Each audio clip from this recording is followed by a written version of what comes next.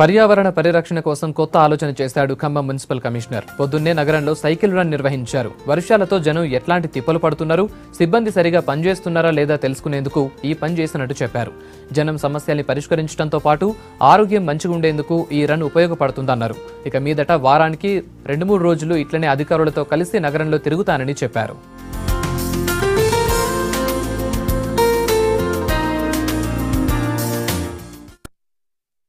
పర్యావరణాన్ని పరిరక్షించాలనే ఉద్దేశంతో sanitation staff అందరితో కలిసి మన ఖమ్మం మెయిన్ రోడ్ల మీద సైకిల్ ర్యాలీ ప్లస్ శానిటేషన్ యొక్క ఇన్స్పెక్షన్ నిర్వహించడం జరిగింది.